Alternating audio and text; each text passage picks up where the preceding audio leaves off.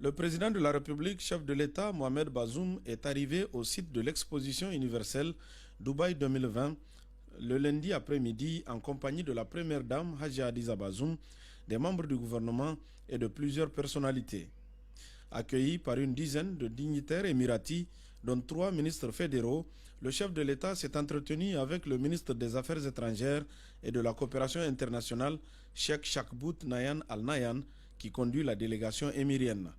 Ensuite, les deux délégations ont échangé des documents avant la signature du livre d'or par le président de la République.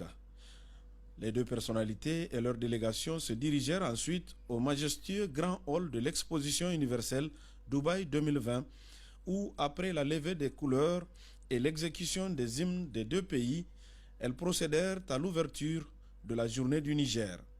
Le cheikh Chakbout Nayan Al Nayan s'est réjoui de l'honneur fait à l'exposition Dubaï 2020 par le président de la République en y prenant part, avant de se satisfaire de la qualité de la coopération entre le Niger et les Émirats.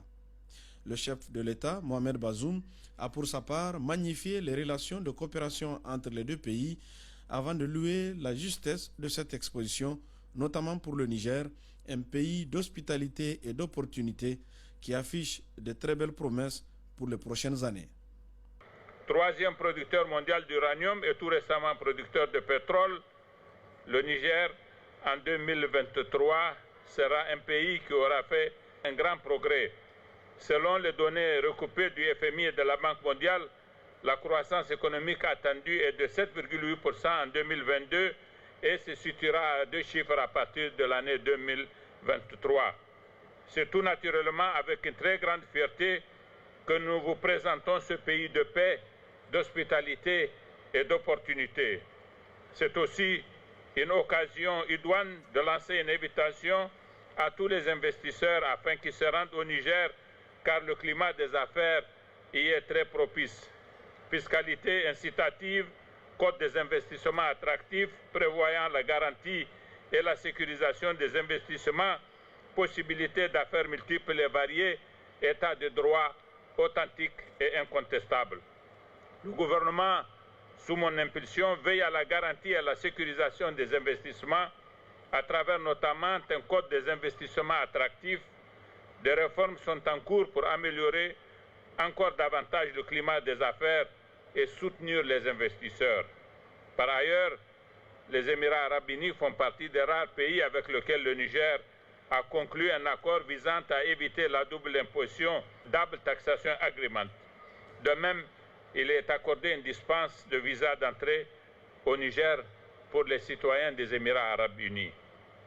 Les progrès technologiques, notamment dans le domaine des télécommunications, des transports, des échanges financiers et bancaires, induisent une ouverture et une intégration des marchés, une globalisation à laquelle il faut s'adapter et se préparer.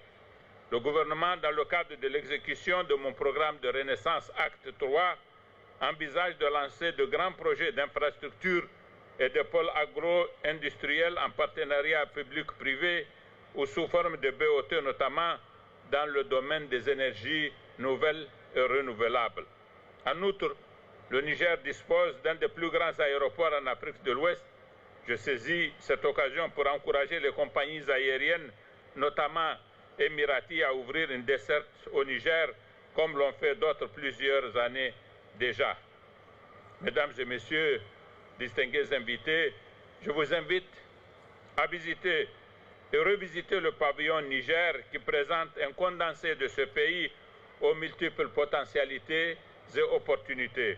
L'assistance aux couleurs du Niger fut ensuite tenue en haleine par un aperçu de la richesse culturelle nigérienne. Prestation hautement appréciée du virtuose guitariste Bambino.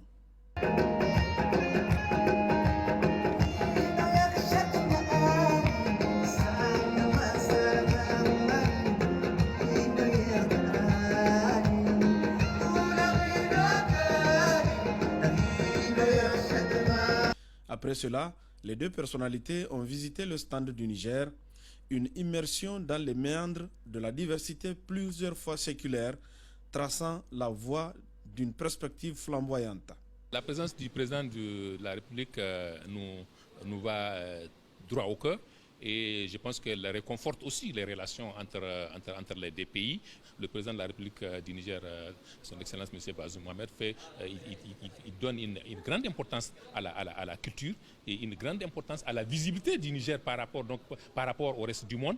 Et cette exposition-là, justement, a montré au reste du monde qu'est-ce qu'on a, n'est-ce pas? Qu'est-ce qu'on a, non seulement sur le plan culturel, quels sont les défis que nous avons, et aussi la vision du pays, parce que si vous regardez bien les panneaux, il y a un panneau sur lequel on a parlé de la vision du pays, la vision 2035, qui est d'ailleurs, si vous voulez, entre parenthèses, qui a fait que le représentant des Nations Unies a fait un élément spécial sur le Niger, sur le pavillon du Niger, puisque tout simplement, il a dit que c'est le seul pavillon dans lequel il a vu la vision 2035, parce que c'est en lien avec la vision 2030, les ODD, et en relation avec la vision 2063 de l'Union africaine.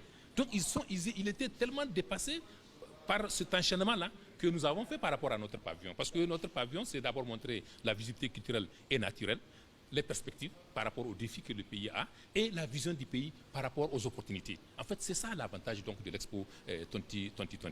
Ensuite, le président de la République, Mohamed Bazoum, a visité le pavillon de Dubaï, une démonstration de tout ce que représente ce pays, et signé le livre d'or de l'exposition.